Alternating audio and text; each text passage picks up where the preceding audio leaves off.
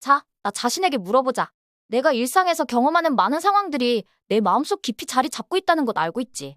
특히 요즘같이 스트레스가 많은 현대 사회에서는 하나님의 말씀을 거부하고 무시하고 반항하고 싶은 충동이 생기기 쉬워.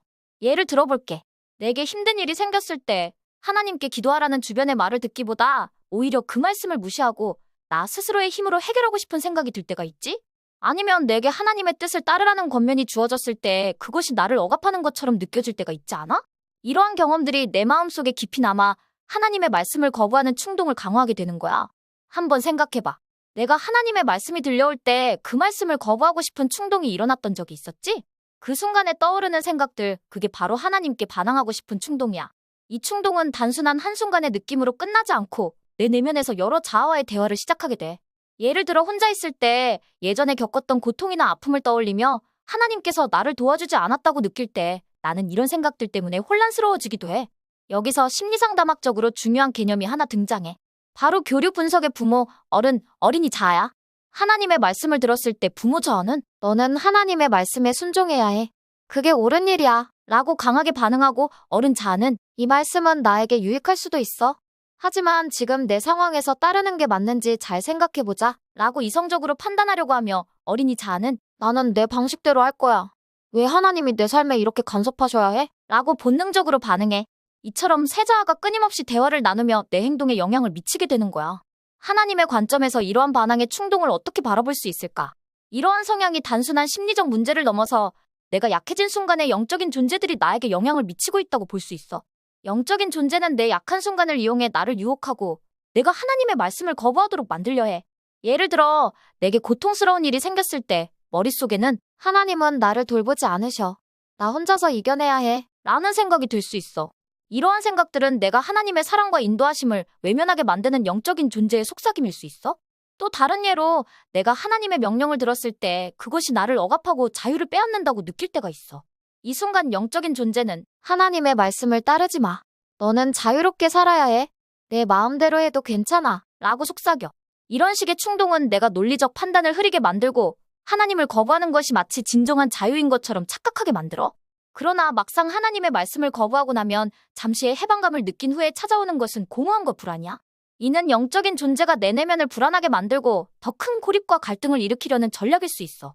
이처럼 하나님의 말씀을 거부하고 싶은 충동은 단순히 반항하는 마음에서 끝나는 것이 아니라 나의 약한 순간을 파고들어 더 큰 불안을 만들어내고 그 불안을 해결하지 못한 채 더욱 하나님을 거부하게 되는 악순환으로 이어질 수 있어. 그렇기 때문에 나는 이러한 충동이 진정으로 필요한 것인지 아니면 순간적인 유혹인지 명확히 구별할 필요가 있어. 그렇다면 이런 부정적인 영향력을 이길 수 있는 방법이 있어. 바로 예수는 그리스도라는 고백이야. 단순한 말처럼 들릴 수 있지만 이 고백에는 놀라운 힘이 있어. 예를 들어볼게. 고통스러운 상황에서 하나님의 말씀을 무시하고 내 방식대로 해결하고 싶은 충동이 밀려올 때 예수는 그리스도라고 마음속으로 아니면 소리내어 말해봐. 이 고백을 통해 하나님의 능력과 지혜가 내 안에 임하게 돼. 하나님의 존재가 나와 함께 하심을 느끼게 되고 하나님의 마음이 내 마음에 자리하게 되는 거야. 처음에는 아무 일도 일어나지 않는 것처럼 느껴질 수 있지만 계속해서 이 고백을 반복해봐. 그러면 반항하고 싶은 마음이 조금씩 누그러지고 마음이 차분해지는 것을 경험하게 될 거야. 이건 마치 영적인 근육을 키우는 것과 비슷해. 처음에는 약해 보이지만 반복하고 연습할수록 점점 강해지는 거야. 헬스장에서 처음 웨이트 트레이닝을 시작할 때 작은 무게도 들기 힘들지만 꾸준히 운동하면 더 무거운 것을 들 수 있게 되는 것처럼 영적인 훈련도 이와 같아.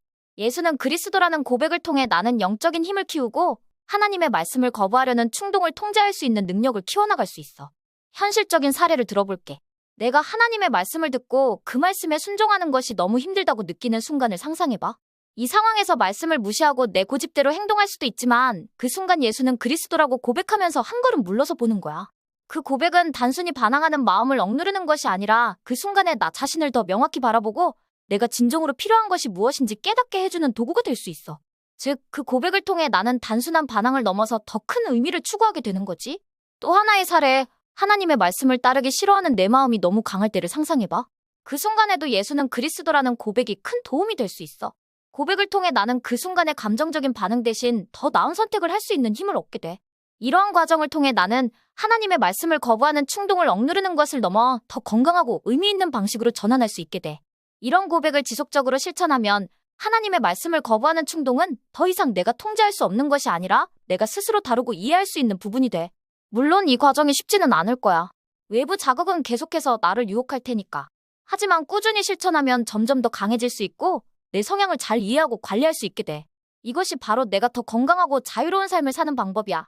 기억해. 하나님의 말씀을 거부하고 싶은 충동 자체가 나쁜 것은 아니야. 그것은 내 인간적인 일부야. 하지만 그것을 어떻게 다루고 표현하느냐가 중요해. 예수는 그리스도라는 고백은 내가 이 강력한 에너지를 긍정적이고 건설적인 방향으로 이끌어 갈 수 있게 해주는 도구가 될 수 있어. 이를 통해 나는 충동에 휘둘리지 않고 내 삶의 주인이 되어가는 과정을 경험하게 될 거야. 그리고 이 여정을 통해 나는 나 자신과 하나님을 더 깊이 이해하고 진정한 사랑과 존중을 배워가는 법을 알게 될 거야.